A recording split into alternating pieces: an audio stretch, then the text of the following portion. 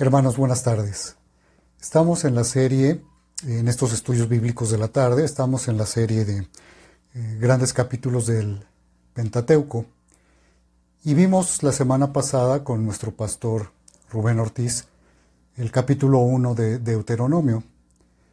Hoy vamos a ver no los siguientes capítulos, pero sí vamos a hablar acerca de otro gran capítulo. Toda la Biblia es grande, toda la Biblia es hermosa, toda la Biblia es importante.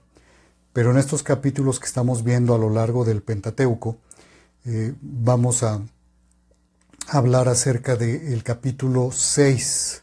El capítulo 6, ténganlo ahí a la mano, por favor. Léanlo en casa, todo el capítulo 6. De hecho, si pueden leer el capítulo, del capítulo 1 al 11, estaría muy bien. Y después pueden ver el estudio. Pero vamos a hablar del gran mandamiento. Y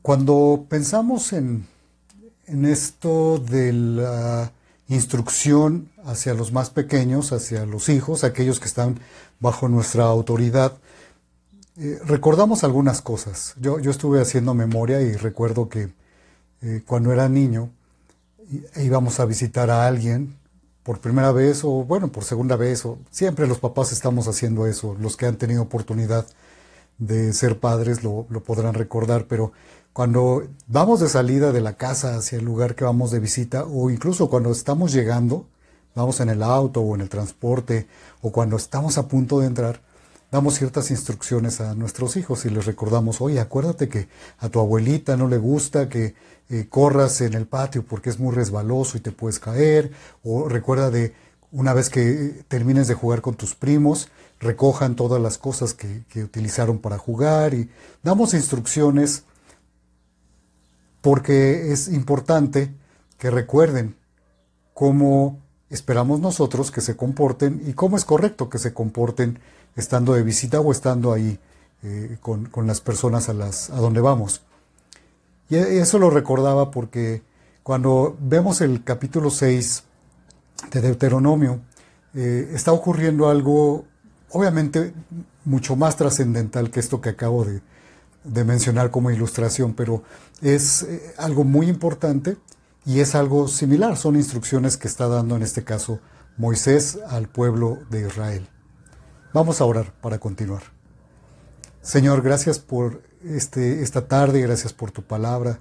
Te pedimos, Señor, que tú nos guíes y que podamos ver en tu palabra, en este estudio de esta tarde, cómo tú nos instruyes y cómo nos instas, Señor, a obedecerte, a estar atentos a tu voz y a instruir a los demás. Ayúdanos, Señor, y que podamos llevarnos esta enseñanza en nuestro corazón y aplicarla en nuestras vidas todos los días, toda nuestra vida. En nombre de tu Hijo Jesús oramos. Amén. Decía entonces que está Moisés hablando, el libro de Deuteronomio, algunas cosas importantes que ya se han dicho al respecto. Pueden ustedes oír el estudio del domingo pasado para tener algo de contexto también, pero es un libro que tiene 3 discursos básicamente, o algunos han dividido así 3 discursos, y estamos aquí en los primeros capítulos, y de hecho vamos a entrar a los capítulos el capítulo 6, pero estamos abarcando parte de lo que corresponde al primer discurso y al segundo discurso de Moisés.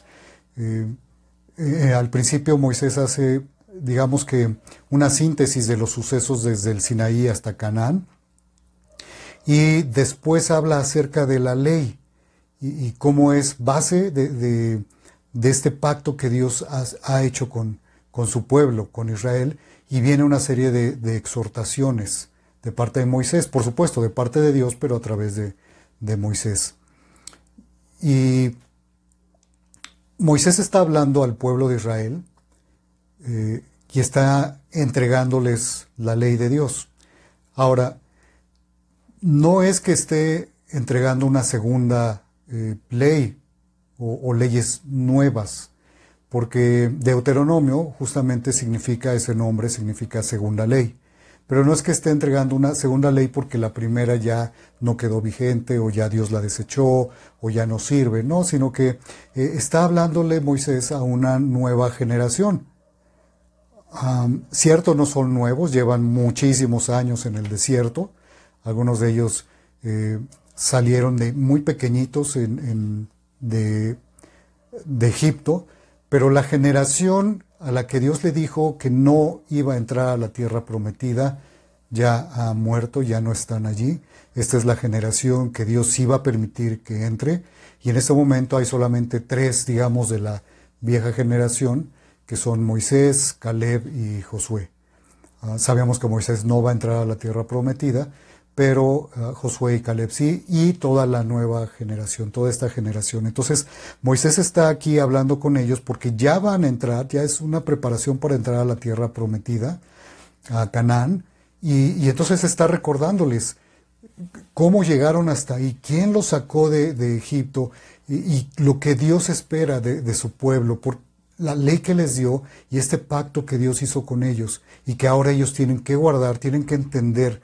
Y no solamente Moisés está preocupado u ocupado en explicarles lo que es la ley, decirles, mencionarla, declararla, pero también explicarles. Y no solo eso, sino que la intención de Moisés, porque Dios así se lo ha mostrado, es que quede impresa la ley de Dios y esta idea clara de que Dios dice y demanda obediencia de parte de su pueblo. Y hay razones, hay bendición que Dios promete, pero esto ya lo vemos en el capítulo 6.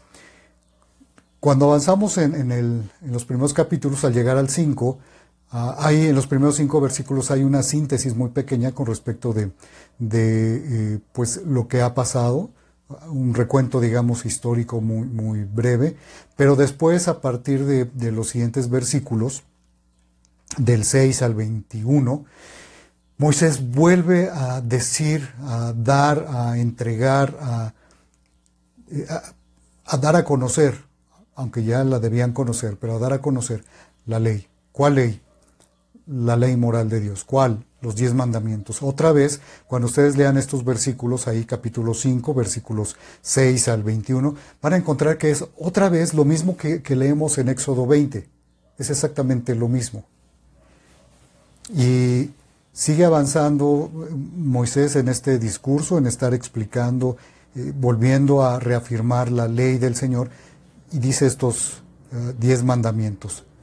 Nosotros, ustedes los conocen, los hemos leído: no tendrás dioses ajenos delante de mí, no tendrás ídolos, bueno, lo dice de manera diferente, pero está hablando de no hacerse imágenes, no tener ídolos, no tomar el nombre de Dios en vano, guardar el día de reposo, honrar a tu padre y a tu madre, no matarás, no cometerás adulterio, no hurtarás, no darás falso testimonio contra tu prójimo y no codiciarás. Los vuelve a entregar estos mandamientos al pueblo, a esta nueva generación. Y pasamos al capítulo 6, en donde después de él haber hablado, dicho, entregado nuevamente, recordado la ley, los 10 mandamientos de Dios, ahora explica cuál es el propósito de la ley. Y dice el capítulo 6, primeros versículos, los primeros 3, estos pues son los mandamientos y estatutos y decretos que Jehová vuestro Dios mandó que os enseñase, para que los pongáis por obra en la tierra a la cual pasáis vosotros para tomarla, para que temáis a Jehová tu Dios, guardando todos sus estatutos y sus mandamientos que yo te mando, tú, tu hijo y el hijo de tu hijo, todos los días de tu vida, para que tus días sean prolongados. Oye pues, oh Israel, y cuida de ponerlos por obra, para que te vaya bien en la tierra que fluye leche y miel, y os multipliquéis, como te ha dicho Jehová, el Dios de tus padres. Moisés le está diciendo, estos son los mandamientos. Cuando empieza el capítulo 6 dice, estos son los mandamientos, ya los ha mencionado, ya los ha dicho, ya se los ha recordado, y dice, estos son los mandamientos que Dios quiere que pongas por obra, o sea, guárdalos, obedécelos, vive cumpliéndolos, haciendo la voluntad de Dios de acuerdo con estos mandamientos. Y al final dice, porque vas a ser bendecido. te vas a multiplicar, es decir, el pueblo va a crecer, vas a tener descendencia. Y obviamente Dios tenía planes. Sabemos que el pueblo elegido de Dios finalmente va a traer a este mundo, por así decirlo, al Mesías. Y ha sido un pueblo que sí ha tenido muchos problemas a lo largo de la historia, pero que Dios ha preservado y se ha seguido multiplicando. Pero es lo que está diciendo aquí. Necesitas obedecer al Señor para tener esta bendición, multiplicarte y que prosperes en la tierra que Dios te va a dar. Esta tierra donde fluye leche y miel. Y esta referencia de la leche y miel la hace en diferentes lugares. Esto lo menciona aquí en el versículo 3, pero también en el capítulo 11, versículos 9, el capítulo 26, versículo también 9 y versículo 15, en el capítulo 27 y en el capítulo 31. También otra vez viene esta expresión de la tierra que fluye leche y miel. Y no se refiere específicamente a que hay mucha leche y que hay mucha miel, sino tenemos que considerar lo siguiente: para que haya leche tiene que haber ganado, y para que haya ganado tienen que darse ciertas condiciones. Todo lo que es la ganadería, lo que ellos hoy iban a hacer, habían sido un pueblo nómada, y ahora es un pueblo que va a estar ahí en una tierra que Dios ya les ha dado, les está entregando, y tienen que pasar a poseerla. Bueno, va a ser una tierra fértil en donde van a poder alimentar al ganado, el ganado va a prosperar y entonces van a poder tener leche. Y miel, bueno, pues cuando pensamos en miel, pensamos en las abejas, pensamos en que debe haber flores, frutos, árboles frutales, que también la tierra tiene que ser prosperada, en el sentido de ser fértil, y entonces el pueblo va a ser prosperado. Lo que necesitan para su alimentación, lo que necesitan para sobrevivir, para mantenerse y para ser un pueblo que crezca y que sea fuerte y que continúe sobre esa tierra cumpliendo los propósitos de Dios, está allí en la promesa que Dios les va a dar. La tierra que fluye leche y miel. Y entonces Moisés ahora, en los versículos 4 al 9, va a hablar acerca del gran mandamiento. Y este gran mandamiento, seguramente lo recuerdas, hermano, cuando leemos en Mateo 22, también está en Marcos, pero en Mateo 22, los fariseos están oyendo que había que callar a los saduceos, dice aquí el versículo 34 en el capítulo 22, y dice: y uno de ellos, intérprete de la ley, preguntó para tentarle, diciendo: Maestro, ¿cuál es el gran mandamiento en la ley? Y Jesús le dijo, y Jesús cita esto que vemos en Deuteronomio: amarás al Señor tu Dios con todo tu corazón y con toda tu alma y con toda tu mente. Este es el primero y grande mandamiento. Y el segundo es semejante: amarás a tu prójimo como a ti mismo. De estos dos mandamientos depende toda la ley y los profetas. Y notemos que Jesús no está diciendo: pero esa ley ya no sirve, ya no aplica. Está diciendo: amar a Dios y amar a tu prójimo como a ti mismo, y a Dios con todo lo que eres. Entonces es el cumplimiento de la ley, porque entonces vas a amar a Dios, quiere decir que lo vas a obedecer y vas a hacer todo lo que Él te ha pedido que hagas, y vas a vivir de acuerdo con su voluntad. Y esto es lo que entendemos a lo largo de las Escrituras, desde el Antiguo Testamento hasta el Nuevo. Ahora voy a mencionar algo más al respecto, pero está aquí hablando Moisés de este gran mandamiento, y lo que él está diciendo, versículo 4, es algo que es, digamos, la confesión de fe más importante del pueblo hebreo. Se le llama la Shema, que significa escuchar. Es una palabra en hebreo, es escuchar. Viene de ahí.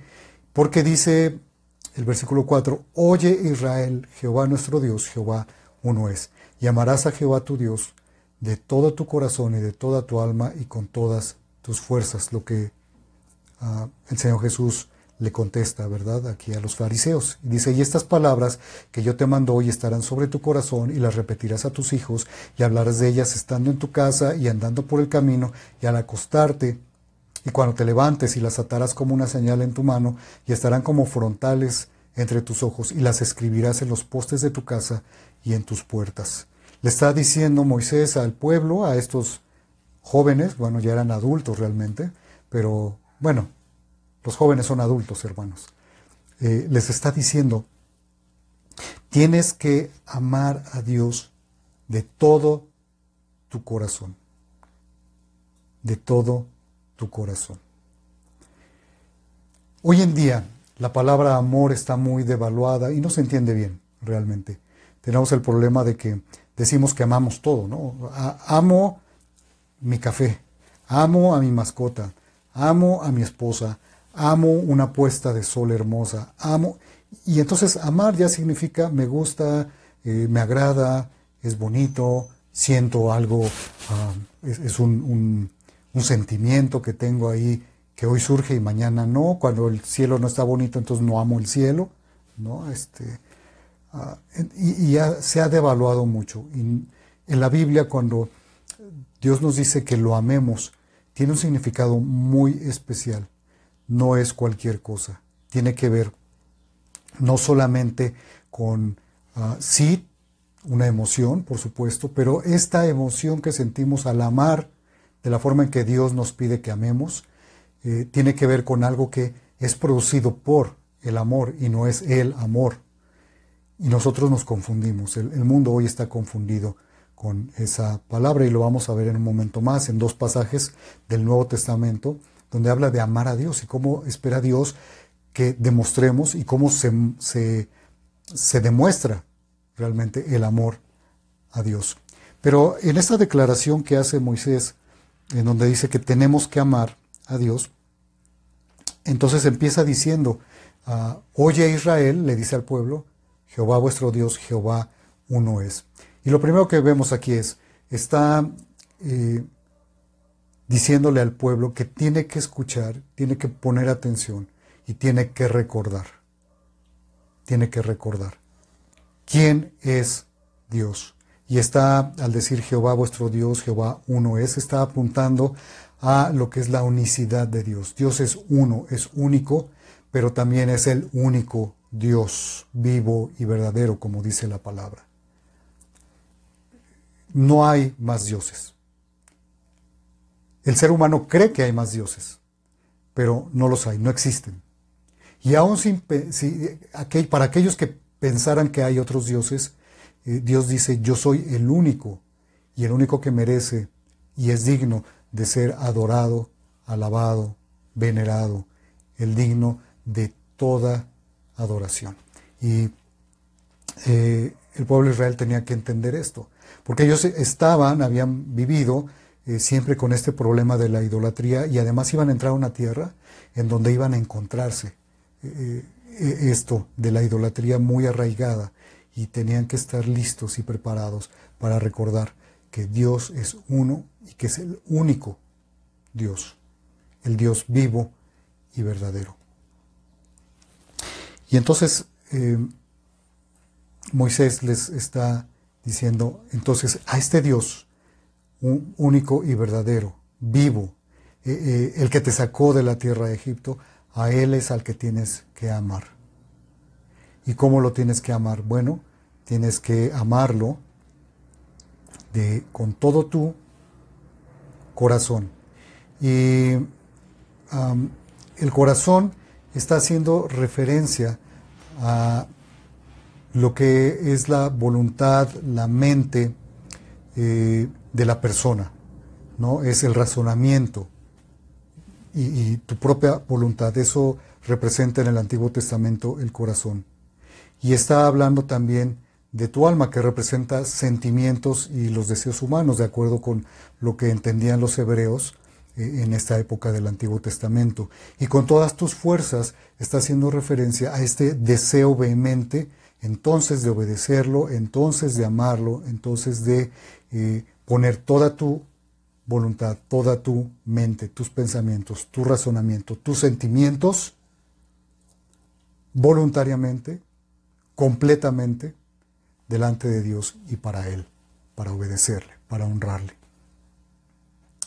Entonces, después, en el Nuevo Testamento, el Señor Jesús les dice a sus discípulos, si me aman, si me amáis, guardad mis mandamientos. Lo dice allá en Juan 14:15. Si me amáis, guardad mis mandamientos. Y aquí podemos ver cómo el Señor Jesús está diciendo, bueno, ustedes dicen que me aman, verdaderamente me aman, entonces guarden mis mandamientos. Y guardar, acuérdense que no significa guardarlos acá en la mente y como que atesorarlos, sí, pero hace referencia realmente a obedecerlos, a vivir en ellos, viviendo bajo esos mandamientos, haciendo su voluntad. Y después Juan también escribiría su primer carta, capítulo 5, versículo 2, en esto conocemos que amamos a los hijos de Dios, cuando amamos a Dios y guardamos sus mandamientos. Y también escribiría, y este es el amor a Dios, que guardemos sus mandamientos, y estos no son gravosos. La forma en que nosotros amamos a Dios, lo demostramos, lo vivimos, y que es una evidencia de ello, es que obedecemos lo que Dios nos ha pedido en su palabra. Es que vivimos de acuerdo con lo que Él nos ha dicho que espera de nosotros en cuanto a nuestras motivaciones, nuestros pensamientos, nuestras palabras y nuestras acciones. Todos nosotros, por eso es necesario que amemos a Dios de todo nuestro corazón, con toda nuestra alma y con todas nuestras fuerzas. Lo que está diciéndole Moisés ahí al pueblo, y nos dice hoy a nosotros también, el Señor, es amemos a Dios con todo lo que somos en una entrega total de nuestro ser. ¿Para qué?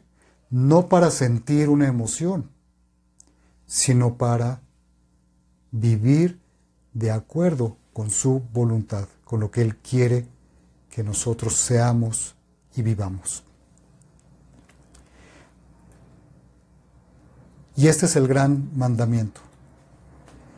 Moisés hace énfasis en esto de que tienen que vivir obedeciendo a Dios. Pero también está diciendo algo muy importante que va a reforzar más adelante, que tienen que transmitir a sus hijos todo esto, que la ley de Dios, la palabra de Dios, la voluntad de Dios y el que tienen que amar a Dios con todo lo que son. Les está diciendo, tienen que enseñarles a sus hijos.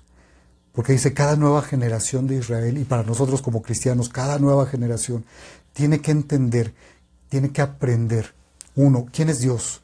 Dos, ¿cuál es su voluntad? ¿Cuáles son sus mandatos, sus mandamientos, lo que Él espera de nosotros? Y tres, que tenemos que vivir obedeciendo sus palabras, su voluntad, sus mandamientos. Y esto tiene que convertirse en una parte integral de nuestras vidas y de la vida de los nuestros.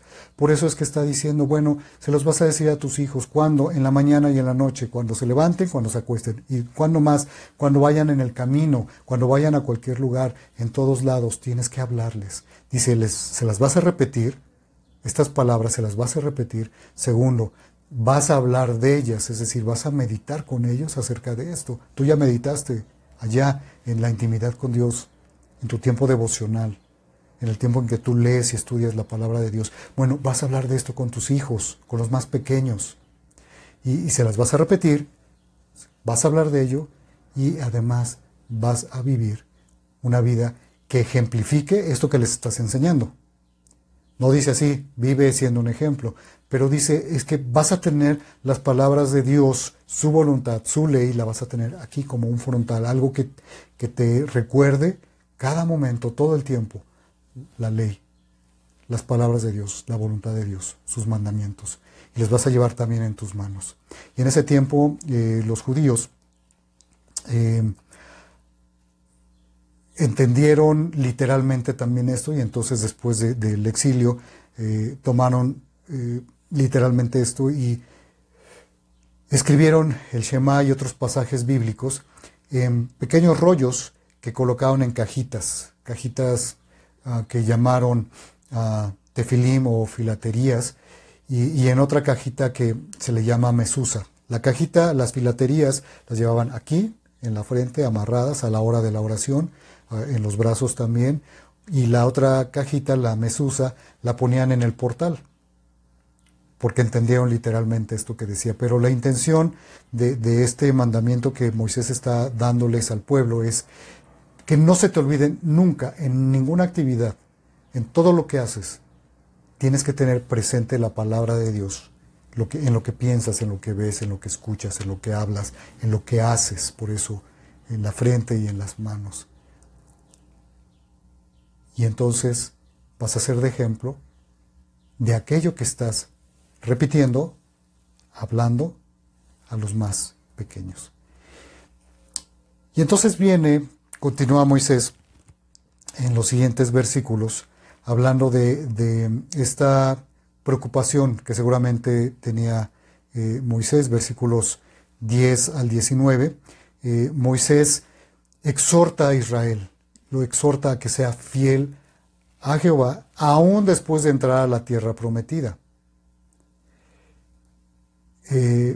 Seguramente el temor de Moisés, como líder, habiendo vivido todos estos años con el pueblo y habiendo visto la rebeldía que constantemente vivían y en la que constantemente caían y la desobediencia del pueblo, este temor que Moisés podría tener, y seguramente tenía, es que una vez que entraran a la tierra prometida, una vez que probaran las bendiciones, que vieran vivieran ya en esta tierra que fluye leche y miel, pues se apartaran del Señor.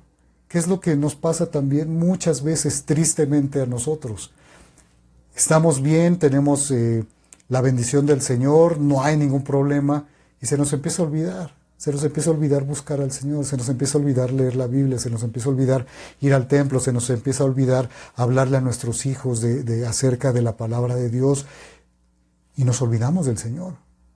La verdad es que si tú hicieras el recuento de tu vida, si yo hago el recuento de mi vida, podríamos encontrar estos baches espirituales en donde hay una bendición importante. Yo espero que no sean muchos, pero es la condición humana, es lo que vivimos.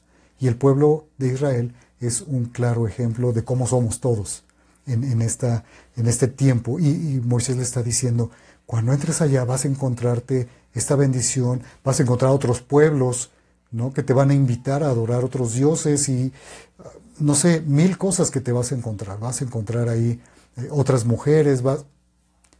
No dejes de lado tu fidelidad a Dios.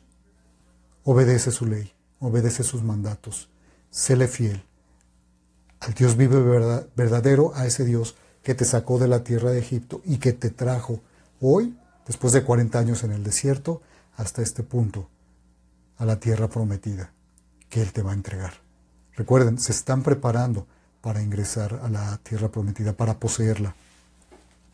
Y los cananeos, bueno, pues tenían a Baal, y tenían muchos dioses, y estaban pues en esta tierra donde finalmente el pueblo de Israel iba a entrar e iba a encontrar prosperidad.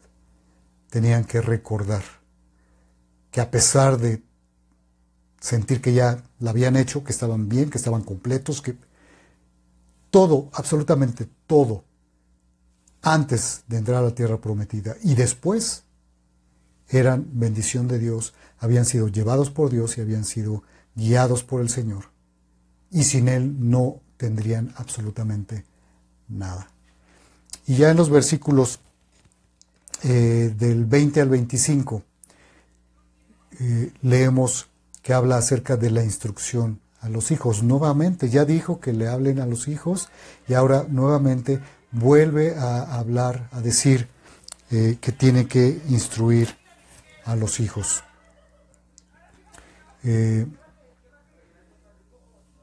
Tienen que decirle a los hijos, dice, no éramos siervos de Faraón en Egipto, y Jehová nos sacó de Egipto con mano poderosa. Jehová hizo señales y milagros, estoy en el versículo 22, y terribles en Egipto, sobre Faraón y sobre toda su casa, delante de nuestros ojos, y nos sacó de allí para traernos y darnos la tierra que juró a nuestros padres. Y nos mandó Jehová que cumplamos todos estos estatutos y que temamos a Jehová nuestro Dios, para que nos vaya bien todos los días y para que conserve la vida como hasta hoy, y tendremos justicia cuando cuidemos de poner por obra todos estos mandamientos delante de Jehová nuestro Dios, como Él nos ha mandado. Y todo esto se los dice habiendo preguntado primero, o habiéndoles dicho lo que iba a pasar. Versículo 20, mañana cuando te preguntare tu hijo, diciendo, ¿qué significan los testimonios y estatutos y decretos que Jehová Dios os mandó? Y nos recuerda el capítulo 78 de Salmos, donde se nos dice que al pueblo Dios le está diciendo, no ocultes, no omitas decirle a tus hijos y a tus nietos de las maravillas, de las obras de Dios, para que teman, para que obedezcan, para que no sean como sus padres, rebeldes, necios, contumaces, etc. Y les está diciendo, enséñales a tus hijos, pero no solo a tus hijos, a tus nietos, háblales acerca de las obras, las maravillas de Dios. Y es como cuando Jesús sana, expulsa al demonio allá del endemoniado en Gadara, y le dice, ve a los tuyos y háblales de las grandes cosas, las maravillas que el Señor ha hecho contigo. Y eso nos dice el Señor. Le decía a Israel y nos está diciendo a nosotros, no te olvides de guiar a tus niños, a tus hijos, a los más pequeños, hacia mí. Háblales de las maravillas. La primera maravilla, hermanos, que nosotros hemos vivido, ¿cuál es? Bueno, la vida misma, pero la más importante es la vida eterna, la salvación en Cristo Jesús, el perdón de nuestros pecados. Esa es una gran maravilla que no podemos omitir. Y por ello, porque amamos al Señor y porque entendemos que amarlo es guardar sus mandamientos, es que tenemos que obedecer todos los mandamientos del Señor Jesús. Lo que Dios espera que nosotros vivamos. Como conclusión, hermanos, con respecto de los más pequeños espiritualmente y en particular de nuestros hijos, de nuestros nietos, para prepararlos para entrar a la vida que Dios les tiene reservada, una vez pongan su fe en Cristo, es necesario que hagamos lo que Deuteronomio 6 nos permite entender. Que amemos a Dios con todo nuestro corazón, con toda nuestra alma, con todas nuestras fuerzas. Y eso va a implicar hacer 4 cosas. Primera, llevarles a conocer al único Dios vivo y verdadero,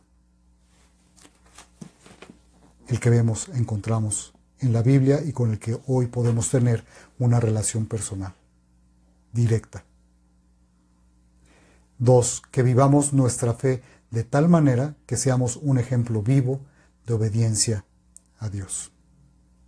3, que les repitamos la palabra de Dios y les hablemos de ella día y noche, todo el tiempo. Y 4, que tengamos presente y hagamos patente la voluntad de Dios en todas y cada una de las áreas de nuestra vida y la de ellos, en cada pensamiento, en cada palabra y cada acción. Pero hermanos, si estas 4 cosas, si las queremos hacer, lo primero para hacerlo con los más pequeños, con nuestros hijos, es haberlos llevado a los pies de Cristo, de tal manera que el Señor los salve, que puedan ellos poner su fe en la muerte, en la obra de nuestro Señor Jesucristo, en quién es Él, en su muerte y en su resurrección. Eso primero. Y vivamos entonces haciendo la voluntad de Dios, obedeciéndolo, guardando todo lo que Él nos ha pedido. Y entonces amándolo, porque así dice su palabra, que nosotros le amamos. Que Dios nos ayude, que Dios les bendiga.